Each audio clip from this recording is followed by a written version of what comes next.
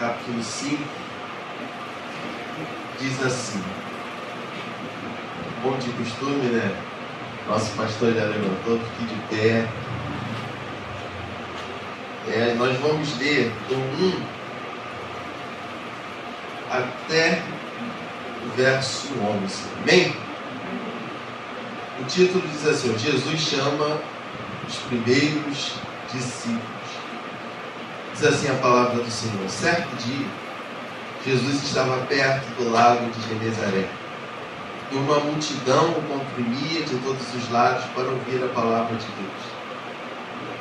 Viu à beira do lago 2 barcos deixados ali pelos pescadores que estavam lavando suas redes. Versículo 3: entrou um dos barcos que pertencia a Simão e pediu-lhe que o afastasse um pouco da praia. Então sentou-se e do barco ensinava um pouco. Tendo acabado de falar, disse a Simão: vá para onde as águas são mais fundas, e a todos lancem redes para a pesca. Simão respondeu: mestre, esforçamos-nos a noite inteira e não pegamos nada. Mas porque és tu quem está dizendo, vou lançar as redes. Quando fizeram, pegaram ali tal quantidade de peixe que as redes começaram a rasgar-se. Então fizeram sinais a seus companheiros no outro barco para que viessem ajudá-los. E eles vieram e encheram ambos os barcos ao ponto de começarem a afundar. Quando Simão Pedro viu isso, prostrou-se aos pés de Jesus e disse: afasta-te de mim, Senhor, porque sou um homem pecador. Pois ele e todos seus companheiros estavam perplexos. Algumas versões estão aí atônitos com a pesca que haviam feito, como também Tiago e João, os filhos de Zebedeu, sócios de Simão. Jesus disse a Simão: não tenha medo, de agora em diante você será pescador de homens. Eles então arrastaram seus barcos para a praia, deixaram tudo e nos seguiram. Curva sua cabeça. Senhor, nós entregamos esse tempo, sabe, esse tempo e essa oportunidade de estar na tua presença, de poder ouvir a tua voz. Senhor, essa palavra, Senhor, ela tem queimado no meu coração desde o início da semana. Todo esse milagre, todo esse absurdo, todo esse extraordinário aconteceu por causa de um tempo dentro do barco de Pedro. Ah, Jesus, nós estamos desperdiçando essa semente. Traga-nos, Senhor, a reflexão nessa noite de que o tempo perdido, Senhor, é deixar de ganhar, Senhor, contigo o sobrenatural. Senhor, toma esse tempo, Senhor, entra nele, porque quando tu entra no nosso tempo, Senhor, eu não sei se o tempo passa devagar ou se o tempo passa rápido, ou se o Senhor para o tempo. Eu sei que o sobrenatural acontece no meio do tempo. Tu pode fazer isso, Senhor, 40 minutos, 1 hora, reunidos aqui, pode resolver-se 2 anos de luta que a gente está se desgastando. Foi assim com Pedro. Senhor, aplica essa história no coração da tua igreja. Continua queimando ela no nosso coração. Ensina-nos nessa noite. Eu te entrego esse momento. Eu te entrego esse tempo precioso. Pai, no nome de Jesus. Amém? Podem sentar, meus irmãos, por favor. A palavra de hoje é bem breve. Sabe, eu fiquei pensando, seguindo a direção que o nosso pastor tem dado, e eu aprendo muito, desde que estou aqui na IVEC, porque nem sempre eu tinha o costume de dar tema, aquilo que Deus gerava no coração. Mas assim eu faço desde então. O tema que Deus tinha queimado ao meu coração, e eu fiquei brigando, eu falei assim, poxa, se eu fosse fazer uma análise, parece que não se encaixa. Mas o que Deus está gritando muito no meu coração essa semana, o tema seria, vai se cumprir. Sabe, eu não tenho motivos nenhum para estar com esse sentimento, mas tem um sentimento tão forte dentro do meu coração. Sabe, eu estava ali meio louvor, cheguei aqui, pude chegar um pouquinho mais cedo, entrar, coloquei um louvor aqui no YouTube, sabe, pude sentir a graça de Deus. E talvez seja assim na sua vida, no pragmatismo daquilo que estamos vivendo, a gente não tem condição nenhuma. A gente talvez você não tenha motivo algum, assim como eu. Talvez viva um tempo aí de muita batalha, de muita luta. Estamos vivendo como igreja um tempo de muita enfermidade. Talvez a gente olhe para casa, a gente olhe para o trabalho, a gente olhe para a vida e não veja motivo nenhum para de fato estar se alegrando em Deus. Mas eu creio que essa palavra, não eu, ela possa te proporcionar ainda mais essa certeza no coração de que está vindo algo novo para ele. Sabe, de que Deus vai transformar o nosso tempo. E através do tempo que nós vamos ofertar a Ele, Ele vai fazer coisas grandes na nossa vida. Esse texto, ele acontece logo após a tentação de Jesus. Se você acompanhar na sua Bíblia, Lucas 5, 6 em diante, você vai ver, Lucas é chamado de o texto onde você vai encontrar em Lucas e Atos uma teologia do Espírito Santo. Eu estou estudando muito Lucas, eu estou indo para Atos por causa do seminário jovem, porque é onde você vai encontrar o Espírito soprando. Você consegue identificar em Lucas sobre quem o Espírito vem e sobre de quem o Espírito se afasta. Você consegue entender de quem o Espírito ele vem de uma forma abundante, mas de quem o Espírito também está rejeitando. Tanto em Lucas quanto em Atos, a gente vai ver isso em Ananias e Safira. A gente vê isso ao longo da Bíblia. Então é um texto muito rico e importante para todos nós. Então, a partir da tentação de Jesus, parece que o momento que Jesus passa na tentação ali é o Espírito que o leva. E Satanás se apresenta para tentar. Parece que Cristo é dotado de uma graça absurda e demônios não resistem. Enfermidades não ficam de pé. Ele muda paradigma, ele quebra protocolo, ele muda cenário. Se você pegar e fizer esse exercício em casa, você pode ir até o capítulo 10, onde ele está enviando os discípulos. Você vai ver uma manifestação poderosa do Espírito Santo. Só que antes de começar essa manifestação poderosa, ele vai começar isso através de uma dor, de um momento complicado. Eu olho a vida de Pedro aqui no início desse texto e ela é muito parecida com a nossa vida. Porque está vendo um texto onde Jesus está passeando e quando ele para de passear, segundo Mateus, segundo Marcos, ele avista na praia 2 barcos. Mas não é 2 barcos que estavam comemorando um dia maravilhoso de festa. O que Jesus está vendo na praia não é pescadores soltando fogos, porque vão levar para casa a abundância da provisão que eles tanto queriam.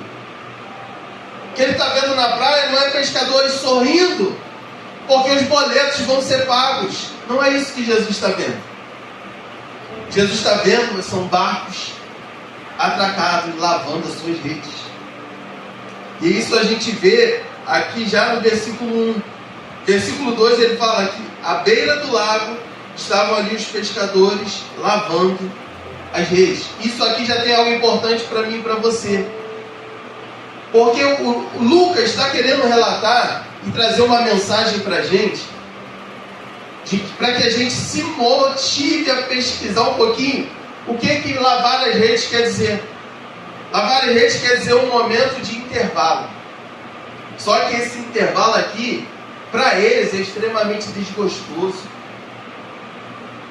Porque não é um intervalo onde você vai, exemplo, afiar a sua ferramenta, porque a colheita está grande e vocês não estão tendo como colher uma ferramenta cega. Aqui não. O intervalo é porque eles não apanharam nada. Esse intervalo tem muito a ver com a minha e com a sua vida.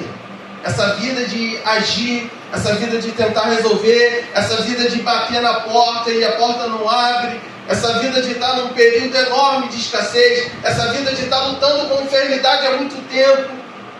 E a gente está no alto do mar como Pedro, lutando, lança rede, puxa rede, lança rede, puxa rede, e parece que a vida não muda. Então lavar as redes tem uma mensagem de situações muito difíceis. E eu não preciso procurar, perguntar, para ter a certeza de que cada um aqui está vivendo, na sua particularidade, algo muito difícil. Uns na saúde, outros nas emoções, outros nas finanças, outros familiares com as situações dificílimas na família. Mas é de fato que a gente está vivendo, olhando para essa história, e ela se parece muito com o nosso contexto. Porque muitos de nós nesse momento podem estar lavando, falando assim, esse intervalo é para tentar buscar força em Deus, para continuar a lutar. Outros não estão nem com o pensamento de desistir, mas outros já estão entrando com esse pensamento na mente, já não dá mais para lançar rede. Para que eu vou me lançar ao alto mar? Porque eu faço, não tem colheita. Eu me dedico para esse casamento e parece que só piora. Parece que está por um fio. A gente fala para o filho não entende, só desobedece. É o marido cada vez mais distante da mulher, a mulher cada vez mais distante do marido. Isso aqui é muito parecido. Estudando, meu pai, eu olhei e falei, isso aqui é a nossa vida. E a gente percebe que eles estavam ali lavando. Por quê? Porque o fato de lavar é livrar o instrumento das bactérias, do mau cheiro, da sujeira. Só que eles faziam isso com uma tristeza, porque não pegaram nada. Essa manutenção aqui parecia muito com aquela cena da viúva, de pegar um pouco que tinha para fazer e morrer. Porque a perspectiva de Pedro é de que não tinha um porquê se lançar ao mar novamente para pegar peixe algum. Só que o texto está gritando para que a gente faça uma pergunta. Versículo 3, ele entra em um dos barcos que pertencia a Simão, e a grande questão é, por que logo de Simão? Tinha outros barcos ali, Lucas. Não tinha só Pedro, não foi só Pedro. Sabe, aqui a Bíblia ela é linda porque deu ruim para todo mundo. E aqui tem um ensinamento para a gente. Na minha dor aguda, na minha crise, eu posso achar que só eu estou passando por essa dificuldade, de que o céu está fechado só para mim. Só que aqui não é o que o texto está mostrando. Ninguém pegou nada. Porque a gente vai ver na hora do milagre, Pedro pedindo ajuda. Jesus vai falar assim, ó, lancem. Ou seja, uma palavra, um pedido, uma ordem, para que os outros também se lançassem ao alto mar, às águas profundas. É importante você ter equilíbrio na sua luta. É importante você ter um fio de sobriedade, não precisa ser muito. Se você no meio da tua guerra aí conseguir ter um pouquinho de lucidez, você vai conseguir perceber que na terra tem muitos santos passando por dificuldade e nós não somos os únicos.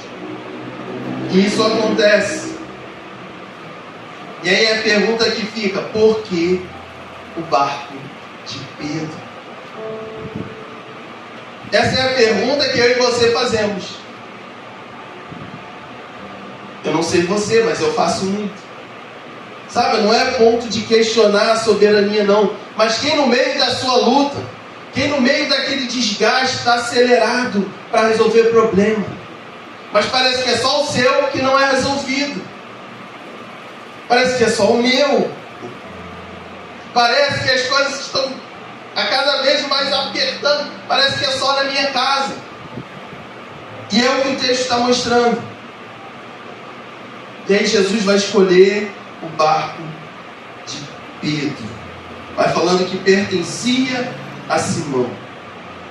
Sabe, a gente está, eu não sei você, eu estou há muito tempo, sabe, o pastor usa esse termo, apertado, não é de hoje que o Senhor está apertando, desacelera. Eu estou muito temeroso para ouvir o que Deus está falando. Porque eu não quero aprender o que Deus está gritando para mim fazer de uma forma mais dura. É melhor obedecer do que sacrificar. Eu fui parado na rua para o homem falar assim, desacelera. Eu estou... não sei se vocês lembram, o evangelista Diego, pregou no primeiro congresso jovem. Encontrei esse homem, ele me indicou a live da igreja dele, né? 20. Eu estou sendo extremamente abençoado por aquela live. E o tema é por uma vida sem medida. Sabe, e de lá para cá, sabe, Deus está mexendo muito com o meu coração. Muito, muito, muito mesmo. Então a gente está vendo Jesus entrando no barco e pedindo para que o barco de Pedro se afastasse. Enquanto Pedro queria dar jeito, enquanto Pedro queria resolver, enquanto Pedro queria peixe, enquanto eu e você queremos uma saída, enquanto eu e você queremos uma resposta, enquanto eu e você queremos uma direção, enquanto eu e você queremos refrigério, o pastor Jesus estava falando para Pedro assim, eu quero culto. Está muito claro que Pedro queria peixe e não pegou nada. Aí Jesus escolhe o barco dele porque queria um culto. E aqui está uma coisa que talvez a gente possa, na nossa mente acelerada, está perdendo muito com Deus. Sabe, o que eu estou sentindo de Deus é para parar.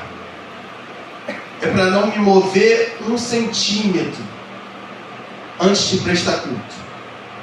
Nós temos um beco sem saída. O que a gente faz? Não, eu vou lá no cartão. Não, eu vou no amigo. Não, eu vou na patroa. Não, eu vou atrás das minhas férias, está atrasado.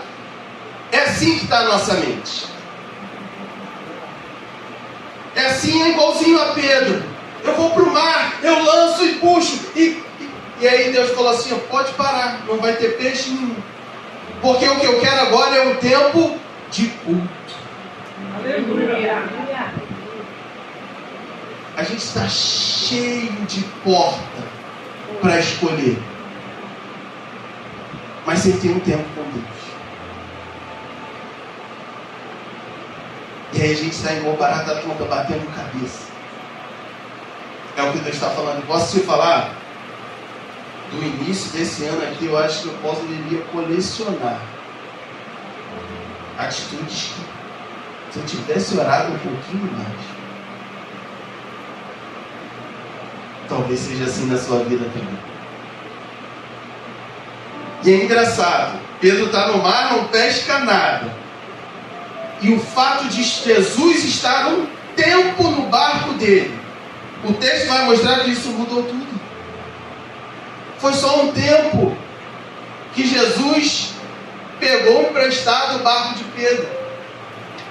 Porque enquanto o barco simbolizava fracassei, parece que a minha casa não avança, os meus sonhos não vão, o que eu projetei para minha família está indo por água abaixo. O barco simbolizava isso. E a gente tem alguns símbolos na nossa vida. De repente tu olha lá para a cozinha que não conseguiu terminar e fala, poxa, não é possível. Está querendo fazer uma suíte no quarto, sei lá, está planejando há anos uma viagem matrimonial e nada flui. E aí a gente está igual Pedro, querendo resolver, Jesus falando assim, é tempo de ter um momento comigo.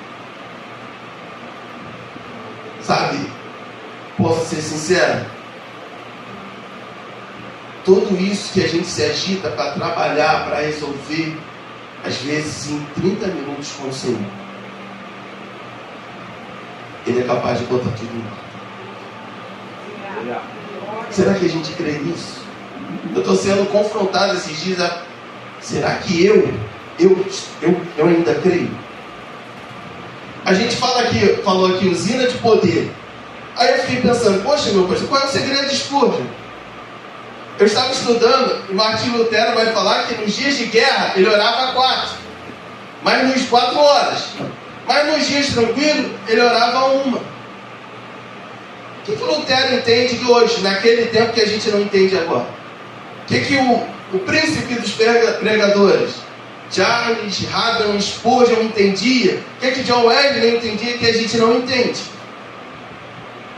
O que eles faziam com o tempo deles com Cristo, que a gente não anda fazendo? Que Pedro quer peixe.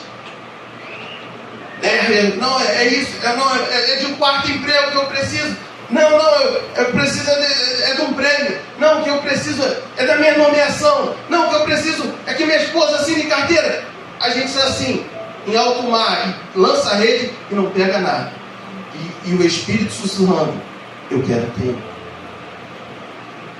Eu quero mais tempo. E aí o sucesso desses homens, sabe o que era? Se eles não tomassem banho, eles fediam igual nós fedemos. Se não escovassem o dente, ficavam com bafo. E a gente parece que eles eram extraterrestres. Mas eles talvez faziam uma coisa que eu e você não fazemos. Começavam o dia com Deus, a tarde era com Deus, a noite era com Deus, a madrugada era com Deus. A nós não, nós começamos com a série da Netflix. E aí no meio do dia a gente está maratonando a série ainda. Aí depois a gente está vendo o canal do YouTube sobre o Flamengo. E aí tudo que a gente vai se parecer realmente é com Pedro em alto mar, não pegando nada a noite toda.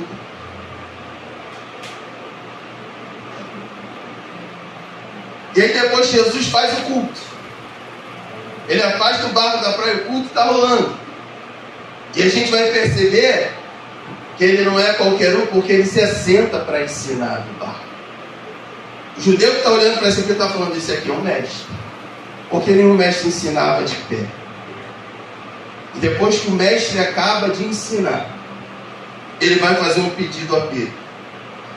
Versículo 4: tendo acabado de falar, disse a Simão: vá para onde as águas são mais profundas, e a todos lancem as redes para a pesca. Aqui ele já não pede.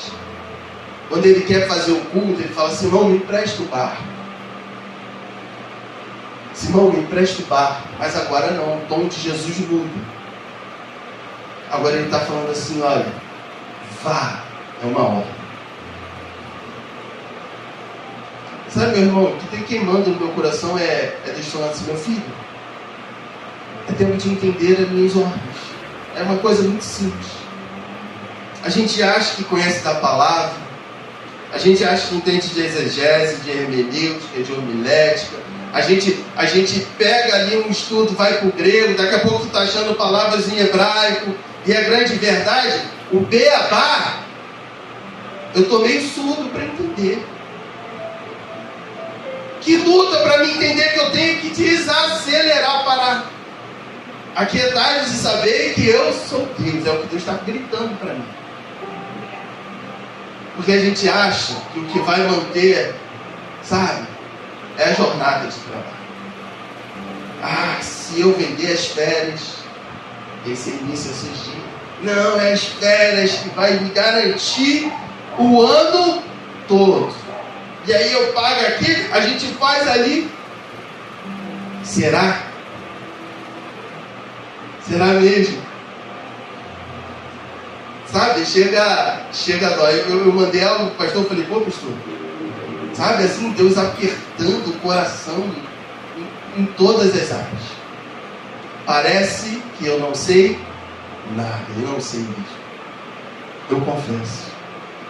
Entrei um pouquinho na tenda do Senhor essa semana e, assim, me desconstruiu totalmente.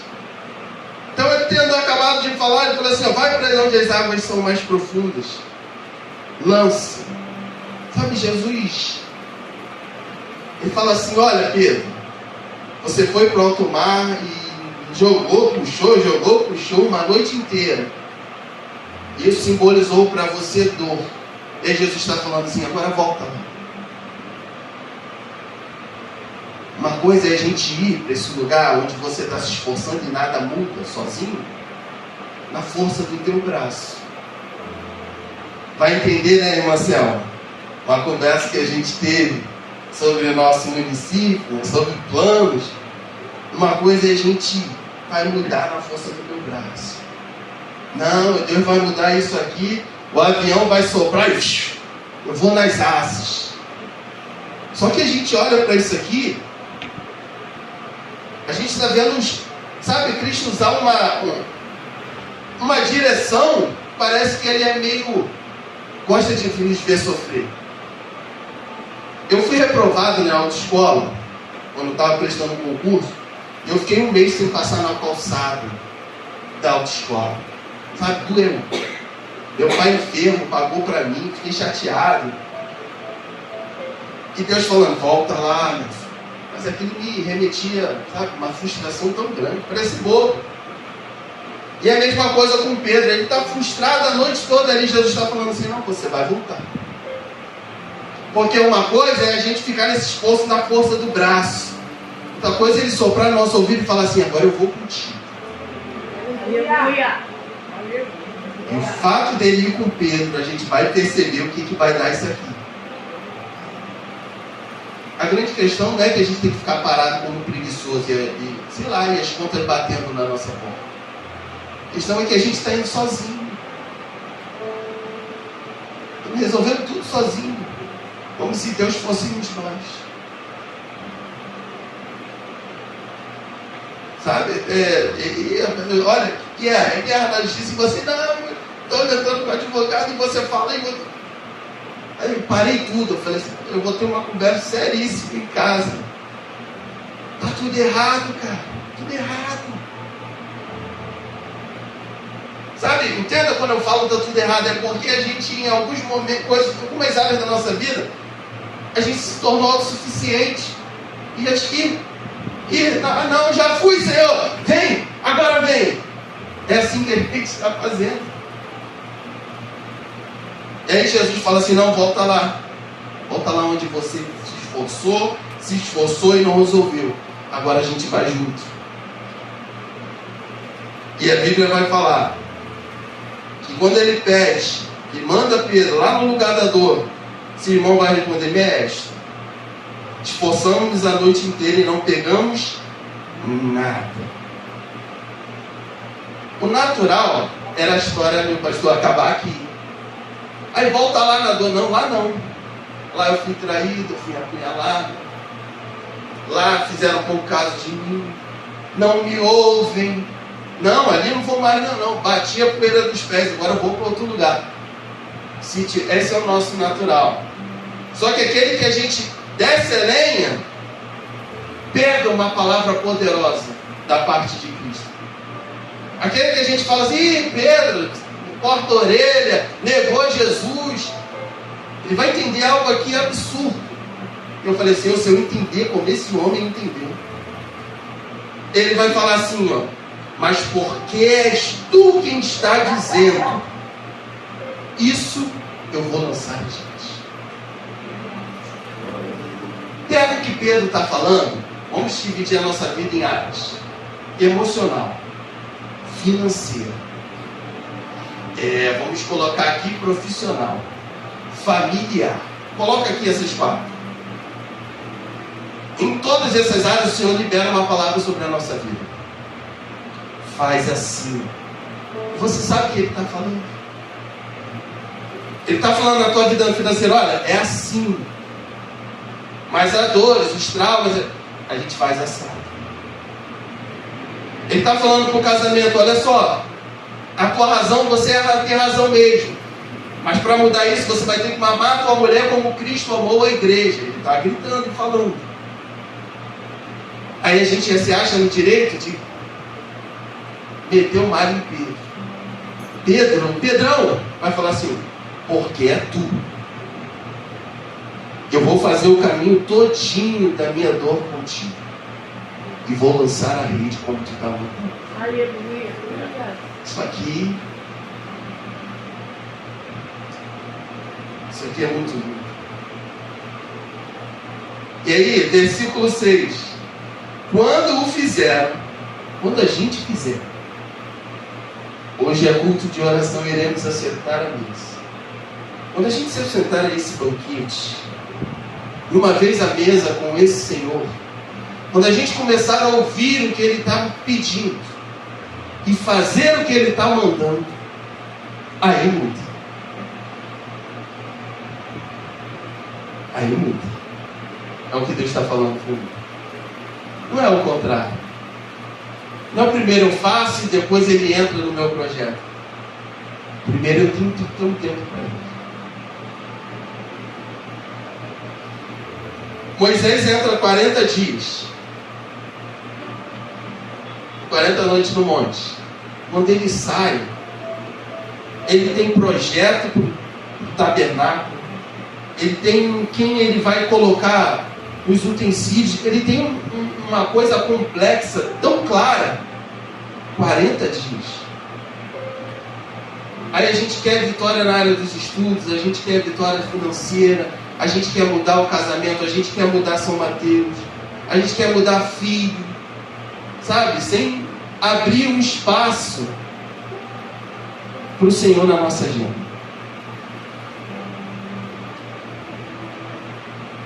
A gente olha um homem que larga o dinheiro e sobe na figueira brava para ver Jesus.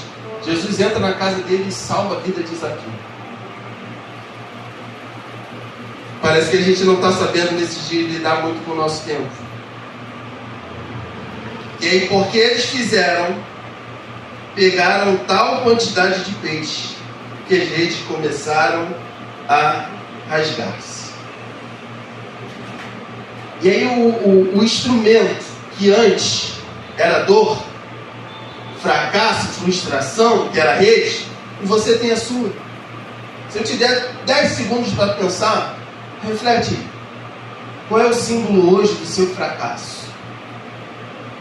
Eu tenho alguns. Eu duvido que você não tenha.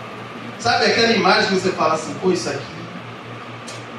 poderia ser diferente. Sabe, eu cheguei a esses anos de vida, isso não me deixa orgulhoso. Sabe, eu poderia estar experimentando algo melhor. Sabe, assim é a nossa vida. E a gente vai ver isso acontecendo aqui. E aí, aquilo que era dor é o que vai fisgar Pedro. Porque a rede que ele lançou a madrugada toda e não pegou nada, foi o que Cristo usou para guardar aquele homem, e ele nunca mais foi outro. Para você é fim de casamento, para você esse ciclo não passa financeiro, para você minha vida profissional não muda. Talvez seja isso que o Senhor vai pegar para operar o milagre dele, para que a gente nunca mais esqueça. Eu tenho certeza que quando Pedro, ao longo da sua vida, olhava para a rede, ele falava, a dor o Senhor transformou em alegria. Mas vai ser sempre dor quando for na força do nosso braço. Quando for do nosso jeito, vai ser sempre doloroso. Vai sempre simbolizar dor, fracasso. Mas quando é sobre a palavra dele, imagina um Pedro. Toda vez que Pedro via, imagina Pedro vendo rede. Fala, nossa, isso é instrumento de milagre. Mas aí a gente acha que o nosso emprego, a nossa vida, a nossa família é instrumento de problema. Não vê uma perspectiva de que o Senhor pode usar isso para transformar. Então aquilo que era dor, o Senhor abre os horizontes de Pedro. De tal modo que no versículo 8, depois que Pedro vê, ele se prostra. Fala assim, peraí. Sabe que Pedro já não via mais Jesus como um professor. Porque quando ele vê aquele absurdo, sabe, uma vez que a gente escancarar a porta do nosso coração para dar tempo para ele, a gente vai passar a entender quem de fato o nosso Deus é. Sabe, a gente vai se assentar à mesa com ele com uma nova visão. Sabe, olha a reflexão de Pedro. Eu sou um homem pecador, afasta de mim. O pescador experiente está abismado com aquilo que Deus fez. Meus irmãos, qual foi o tema da palavra dessa noite? Vai se cumprir. Jesus disse a Simão: não tenha medo, de agora em diante você será pescador de homens. Eles então arrastaram seus barcos para a praia. Olha o que aconteceu. Deixaram tudo e seguiram. A gente tem o privilégio de olhar para Lucas 5 e saber o final da história. Quando eu olho para Lucas 5, eu vejo assim: se cumpriu. Se cumpriu na vida daquele que lutava sozinho, na força do seu braço se cumpriu. Quando eu olho para Lucas 5, eu vejo que Pedro, mesmo arrancando a orelha de Malco, se cumpriu na vida dele. Eu vejo Pedro, por covardia, abandonando o Senhor, mas se cumpriu o que Cristo falou sobre a vida dele. E aí a gente olha lá, vai lá para João 21, ele vai fazer a mesma coisa, ele vai para o mar de novo. E ele vai para o mar e não pega nada. Ó, para ficar gravado, é um dos textos que eu mais amo, João capítulo 21. Aí Jesus fala a mesma coisa: lança do lado direito. Sabe o que o Senhor quer da gente? O barco era o púlpito de Jesus. Sabe qual era o tempo de Cristo naquele momento, meu pastor? O mar. Ele dá uma ordem e o mar reage. A gente precisa parar de ser Deus hoje, de coração.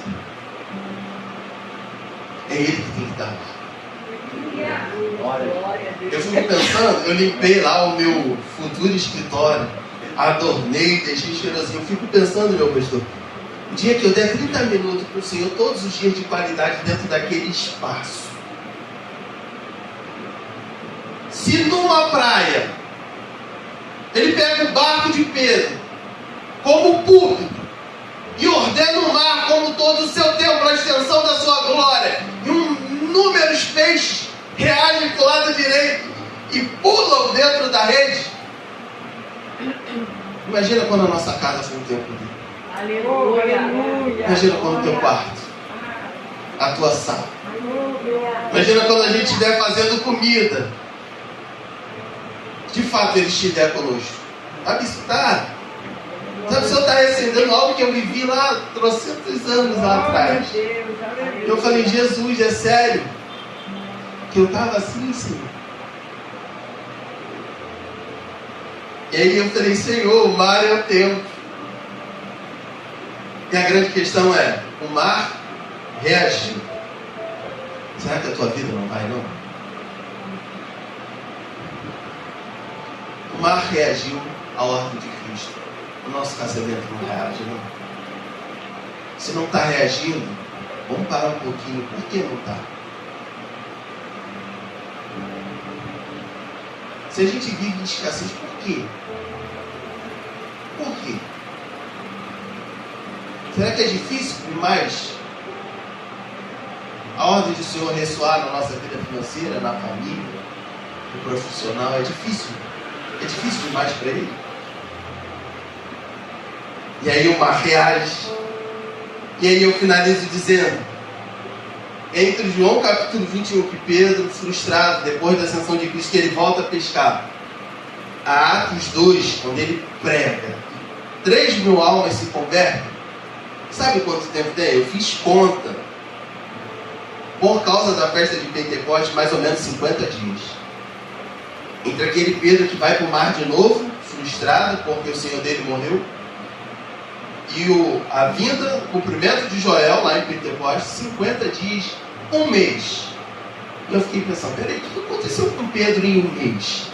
Desde a ascensão de Cristo, que ele se tornou aquele homem que pregou o Antigo Testamento todo, olhou para a ressurreição, e as pessoas: o que eu faço? Ele: arrependa-se agora.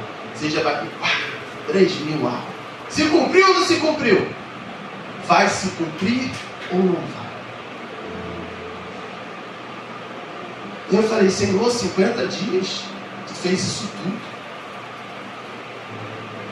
Se os minutos do nosso tempo for dele, se os milésimos de segundos se os segundos, se os minutos, se algumas horas do nosso dia forem dele.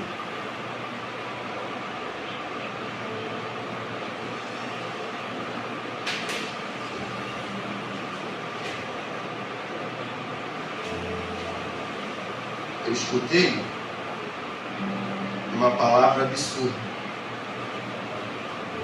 ontem. Eclesiastes 9:11. Salomão está dizendo: percebi ainda outra coisa debaixo do sol. Presta atenção. Os velozes nem sempre vencem a corrida. Os fortes nem sempre triunfam na guerra. Os sábios nem sempre têm comida. Os prudentes nem sempre são ricos. Os instrumentos nem sempre têm prestígio, pois o tempo e o acaso afetam a todos. Sabe o que é engraçado? 24 horas Deus dá para o diácono Fábio, mas também dá 24 horas para a irmã Lívia. Ele deu 24 horas para mim, ele deu 24 horas para a nossa irmã ali também. E aí Salomão está falando, nem sempre o veloz é que vence tudo, o forte, brabão é que vai vencer tudo. Sabe quem vai vencer? Olhando para a história de Pedro, é quem tiver a coragem de dar um pouquinho de tempo para ele. É quem pegar o tempo e deixar ele ser senhor do tempo. Sabe, eu quero ser pai sem dar tempo. Eu quero ser funcionário sem dar tempo. Eu quero ser presbítero sem ter tempo. A gente quer ter sucesso sem ter tempo. Essa história só está nos relatada hoje porque Pedro voltou e falou assim: não, eu vou confiar na tua palavra, vou te dar esse tempo. No meu barco, o extraordinário aconteceu. Eu espero muito, de todo o coração, que essa palavra ela continue reverberando na sua mente, para que a gente consiga olhar para Cristo de uma outra forma. Sabe, que você se apaixone pelo teu Senhor novamente. Sabe que a vontade de fazer aquilo que Ele está te mandando continue sendo uma prioridade na sua vida. Tira lá, sabe, eu não sou Deus. Tira lá, sabe, o teu ímpeto de resolver as coisas por si só. Tira. Vamos tirar isso. Sabe, eu estava na minha loucura, meu pastor, pensando um dia com Deus aqui na IBEC. Falei, Senhor, eu estou empolgado demais. Eu vejo Davi falar assim: um dia na tua casa, no Salmo, vale mais que em outras partes do mundo. Preferi estar às portas da casa do Senhor. E a gente acha que sabe, é o mês inteiro batalhando e correndo atrás, na nossa força que vai resolver. Talvez é 30 minutos com o Senhor. Talvez é 1 hora do nosso dia que vai resolver. Talvez é sentando nessa mesa que vai ser posta espiritual, sabe, entregando tudo para Ele. Eu espero que o que é de mais precioso na nossa vida hoje, a gente consiga entregar a Ele. Assim como Pedro fez. Vamos deixar Ele fazer o culto. Vamos deixar Ele fazer o culto. Vai emprestar a tua casa para Ele, assim como Pedro emprestou o barco. Sabe, entrega o teu filho, entrega as tuas dores. Fala assim: sou eu sozinho, eu não volto lá nunca mais. A partir de agora eu só volto contigo. Sozinho não. Eu já entendi que doeu demais. Não resolvi nada sozinho. Agora eu só vou contigo. Que Deus abençoe o teu coração com essa palavra. Amém? Amém.